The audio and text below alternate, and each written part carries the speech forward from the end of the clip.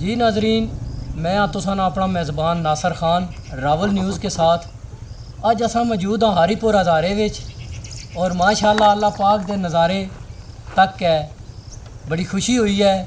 और असा ना ये पाकिस्तान मुल्क जड़ा ये जन्नत है, जन्नत तो कम नहीं है। तो असा ने इस वेले साथ न भाई जो कि इस इलाके ने बड़े मशहूर जनाब फनकार भी नो, ढोल मास्टर भी नो। तो असा इन्हां नाल गल करसां। अस्सलाम वालेकुम जी। जी वालेकुम सलाम। जी भाई क्या नाम है आपका? जी मेरा नाम साजिद हुसैन है जी। तो शनाई पंजाब की जरा ज़्यादा बजाई दा क्योंकि लोग पसंद करते तो गीत भी पंजाब दा सुनावां।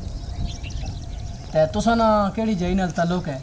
जनाब सैयद कसरा नाल बावले पिंड ग्राएं पिंड है साडा। अच्छा, साडा पिंड है जी सैयद कसरा नाल बावले ग्रां जी। तो कितने अरसे तो तुसा जनाब ये काम शुरू कर रहे हो? ये जनाब अल्लाह पाक ना करो मैं ये तकरीबन मेरा ख्याल है 30 तो 35 साल मैंने मेरी सर्विस हो गई है।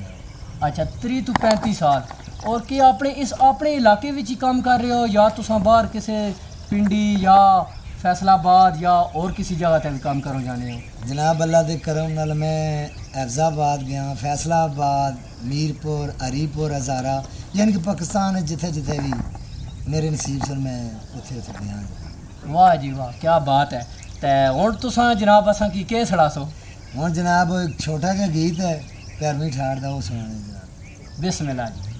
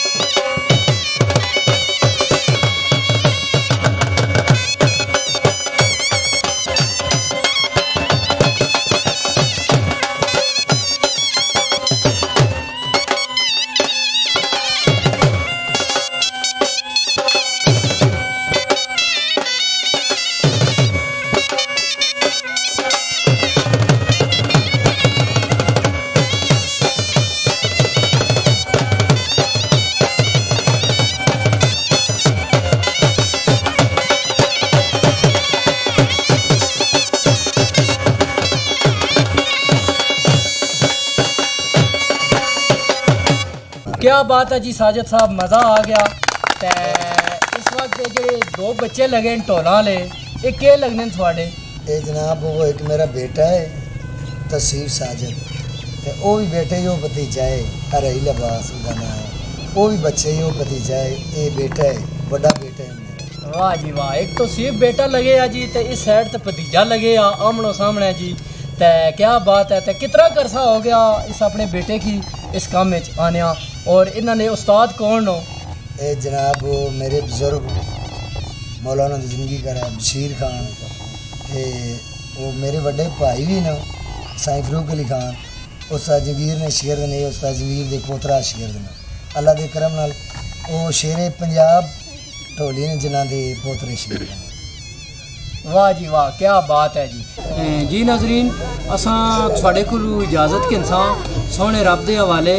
मैं तुसां अपना मेज़बान नासर खान और मेरे नाल कैमरामैन चौधरी फरत अब्बास और फरी दुरताले नाल जनाब तलक है इन्हां नाल। ते सोहने रब दे हवाले, अल्लाह अमीन नासर।